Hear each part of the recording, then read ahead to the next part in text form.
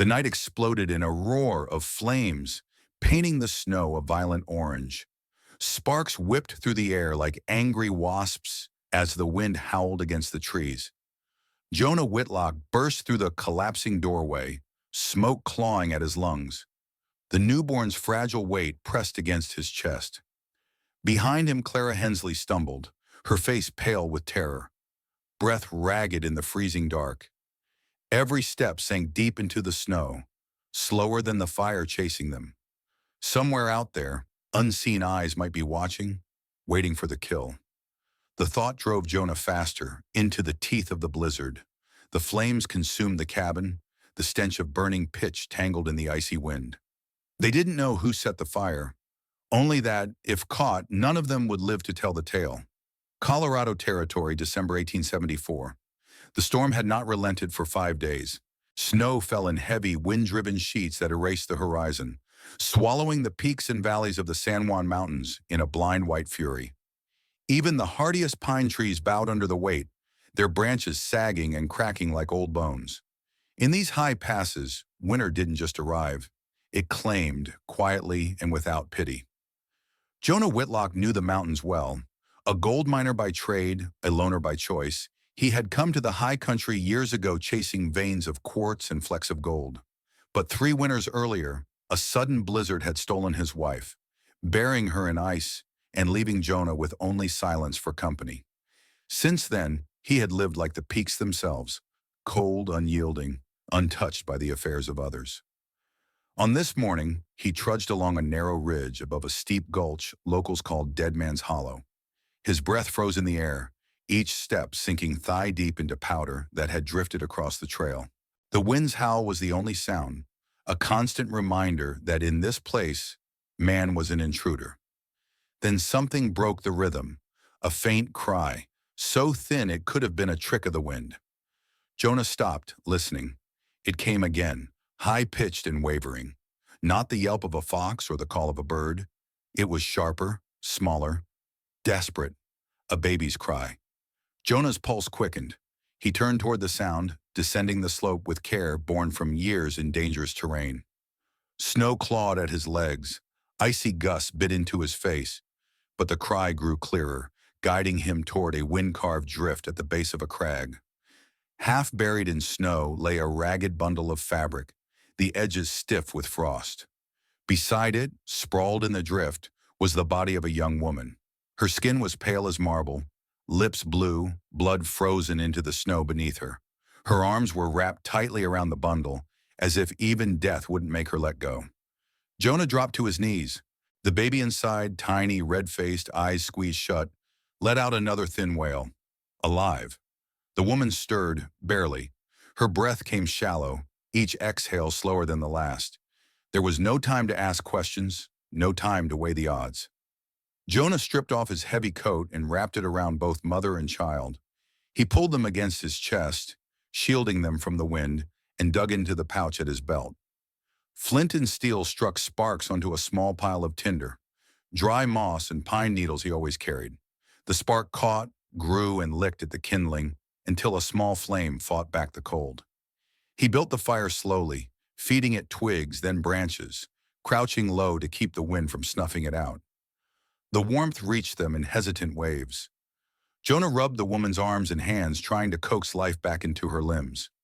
He poured a few drops of warm water from his canteen into a tin cup, touching it to the baby's lips. The child sucked weakly, a sign that gave him more hope than he dared admit. The hours crawled by in the dim light. Outside their small circle of heat, the storm still raged, battering the hollow with snow and wind. Jonah stayed close, shifting them now and then to keep the blood moving in their bodies. He didn't yet know her name, Clara Hensley, or the baby's Lydia. But he knew this much. If he left them, they would die before the next dawn. And Jonah Whitlock, a man who had buried his own heart 3 winters ago, found himself making a silent promise to strangers in the snow. They would not die today. The storm had eased to a whisper by dawn. In the narrow hollow, Jonah Whitlock crouched beside the fire, feeding it one stick at a time, his coat draped over the 2 still forms huddled in the blankets. He had stayed awake through the night, listening for the faintest change in their breathing. A small movement caught his eye. The woman's brow furrowed, then her eyes blinked open, dark, dazed, and full of confusion. Jonah leaned forward so she could see him clearly. "You're safe," he said in a voice that was low and steady, the kind meant to hold someone on the edge of panic. Her gaze drifted down to the tiny bundle nestled against his chest. "Lydia," she whispered, the name trembling out of her as if it had been held back too long. Jonah nodded. "She's alive. Hungry, but alive." From a small flask in his satchel, he poured goat's milk into a tin cup, diluting it with warm water from his canteen. He touched the cup to the baby's lips. Lydia latched weakly, her tiny fist curling against the blanket. Clara watched, tears pooling in her eyes, not from pain, but from relief so sharp it hurt. When the child had taken her fill, Jonah turned his attention to the woman's injuries. Beneath her torn dress, a jagged gash ran along her ribs, frozen and raw. He boiled water in a small pot, mixing in crushed sage and sweetroot. "This will sting," he said. She nodded, lips pressed tight. He cleaned the wound with careful, deliberate motions, stopping each time she flinched. When it was done, he wrapped her side in clean cloth and tucked the blanket snug around her again. By midday, Jonah knew they couldn't stay in the hollow. Supplies were running low, and Lydia needed more than a campfire to keep her alive. He pulled on his heavy cloak, tied Clara securely against his back with a length of rope, and slipped the baby inside his coat, against his chest where she could hear his heartbeat. The trek to Silver Hollow was a slow, grueling march. Snow crunched under his boots, pine branches whipped at his shoulders, and frozen creeks cracked underfoot.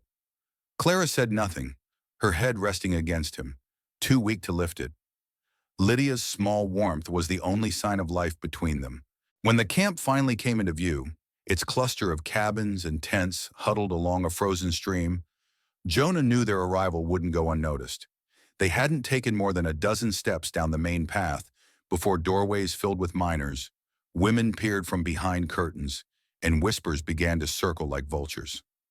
Marshal Royce Gannon stepped into their path, a tall, broad-shouldered man with the calm, watchful eyes of someone who had seen his share of trouble.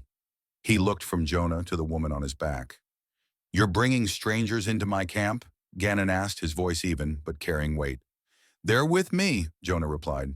"This camp isn't a charity," the marshal said. "We've got rules." Jonah met his gaze without flinching.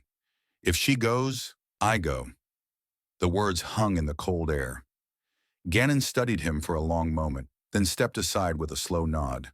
That night, Jonah found an abandoned shack behind the supply depot. It wasn't much, 4 walls, a roof, and a hearth, but it was better than the open cold. He built a fire, settled Clara and Lydia near it, and for the first time in days, let his muscles ease. The smell of smoke woke him past midnight. It wasn't the clean, dry scent of their fire. It was acrid, oily, laced with pitch. Flames licked up one wall of the shack, greedily devouring the wood. "Get her!" Jonah shouted, yanking Clara to her feet and scooping up Lydia in one motion. Kicking the door open, he plunged into the night, snow swallowing his boots. Behind them, the shack roared like an angry beast. He didn't stop running until the camp was far behind, and the looming shadow of Devil's Knob rose ahead. At its base, half hidden by drifts, was a cave Jonah had used once to survive a blizzard. Tonight, it would be the only place left to hide. The cave at Devil's Knob was no more than a crack in the cliff face, but with a fire burning low and pine boughs laid on the stone floor, it felt almost like a refuge. Snow still drifted outside, sifting down over the narrow entrance, but inside the orange light softened the shadows.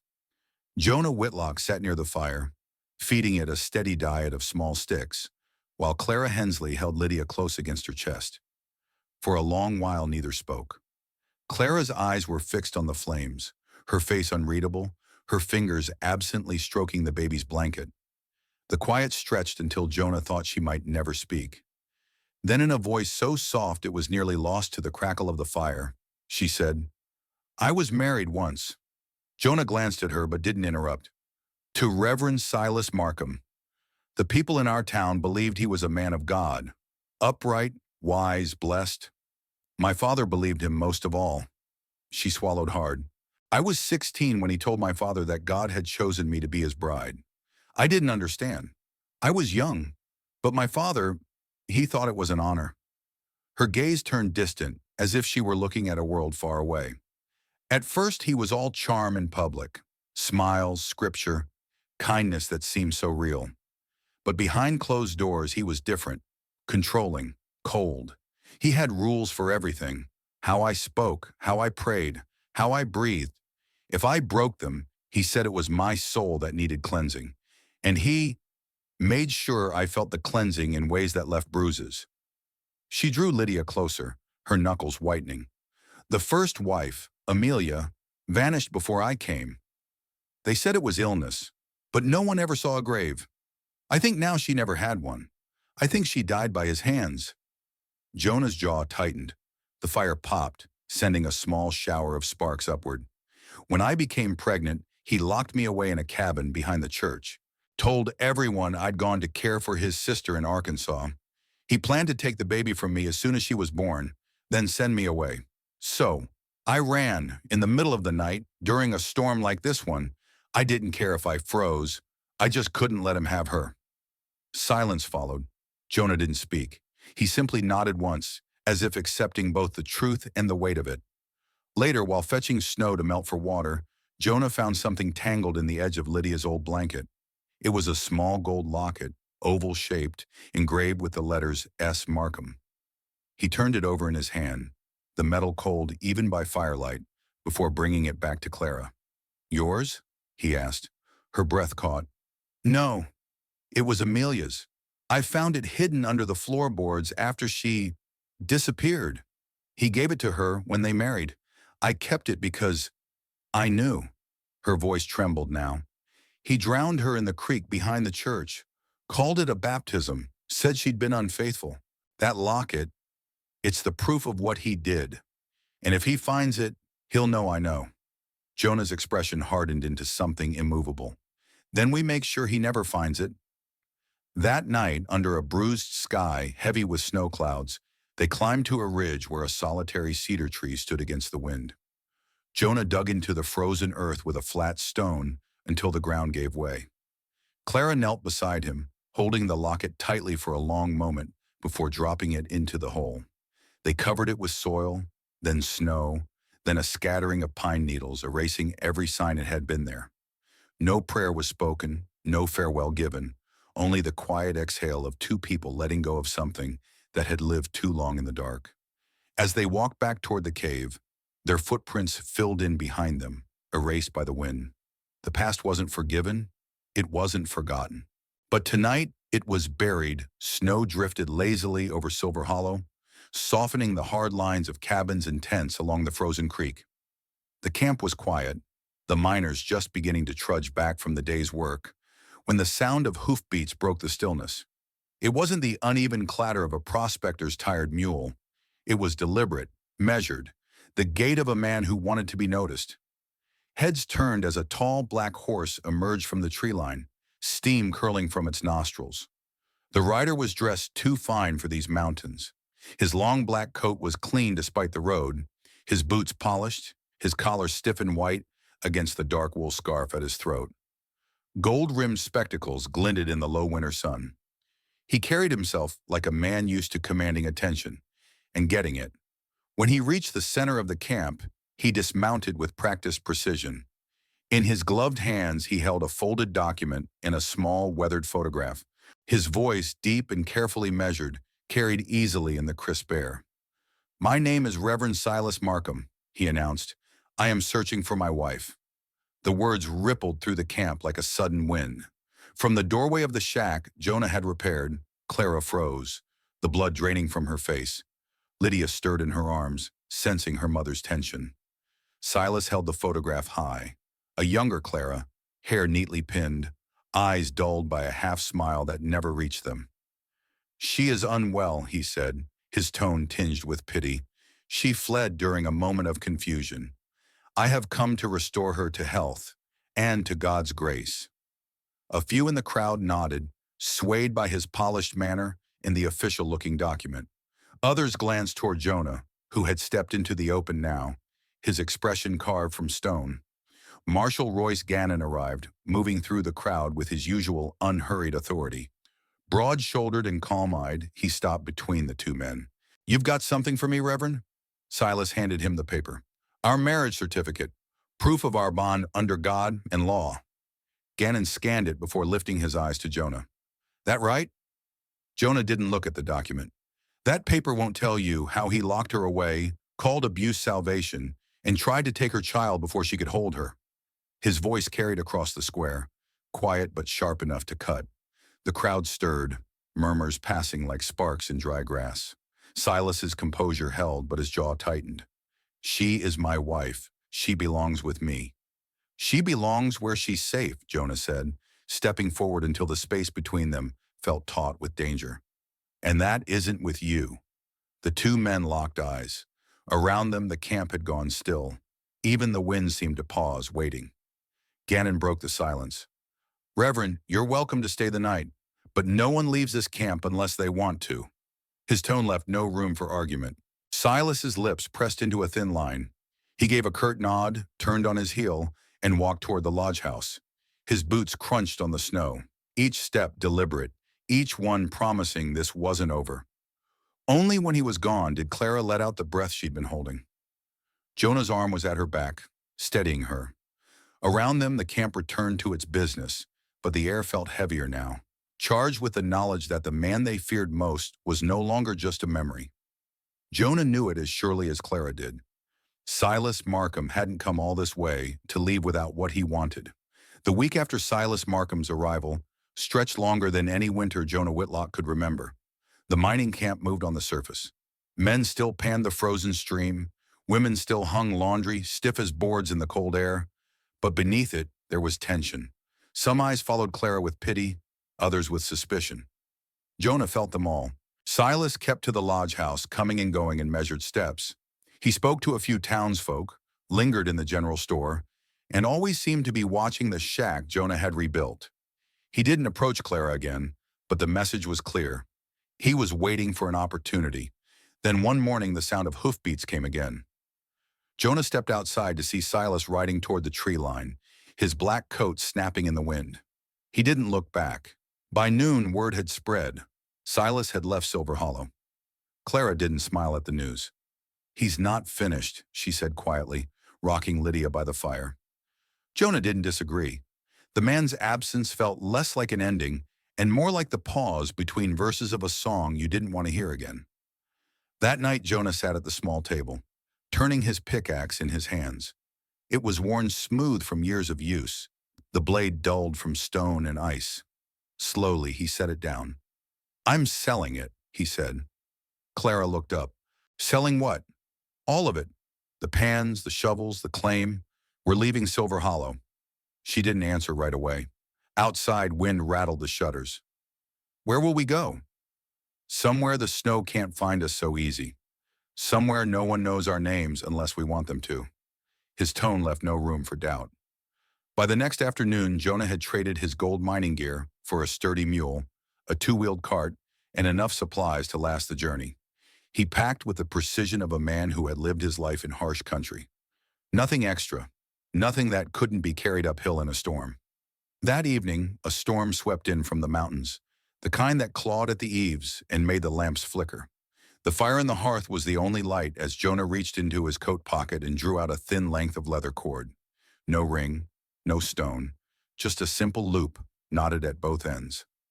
Clara, sitting on the floor with Lydia asleep in her lap, looked up in surprise. "If you'll have me," Jonah said, his voice quieter than the wind outside, "I'll walk beside you. Not ahead, not behind, just beside, for as long as you'll let me." Her lips parted, but no words came at first. She stared at the cord in his hands, then at him. There was no grand speech, no kneeling. Just a man who had carried her through snow, who had faced down the past she feared most, offering not rescue, but partnership. She reached for the cord and tied it around her wrist herself. "You're not my savior," she said softly, "but you are my peace." Jonah smiled faintly, the first true smile she had seen from him. Outside, the storm battered the walls, but inside, the air felt still, almost warm. The promise wasn't sealed with ceremony. It was sealed in the quiet knowledge that neither would walk alone again. That night, as the wind howled against the roof and the firelight flickered across their faces, Jonah and Clara sat together in silence.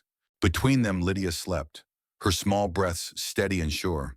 They would leave Silver Hollow at first light, and whatever waited beyond the mountains, they would meet it side by side.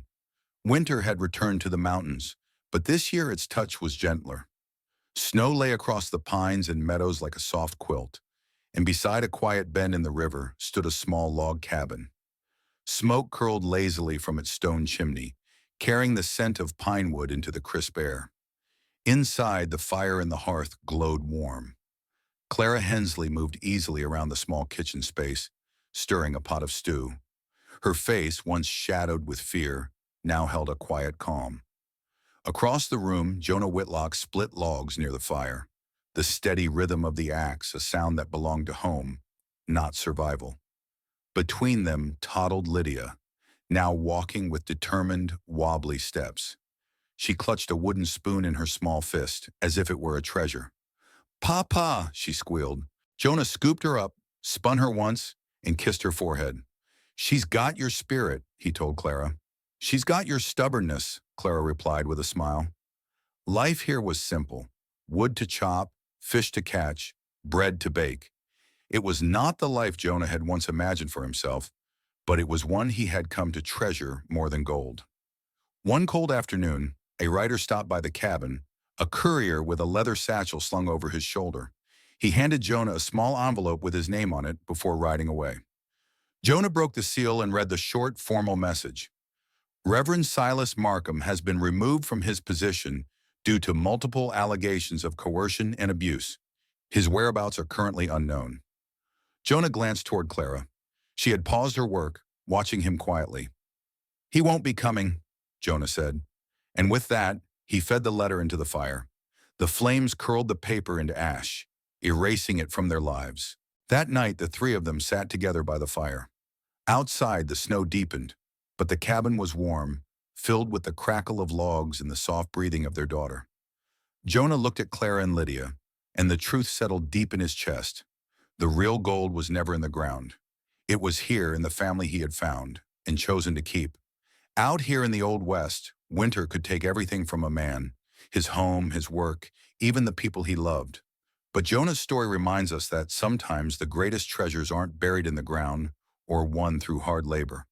They're found in the people we choose to protect, the bonds we choose to keep, and the peace we fight to build.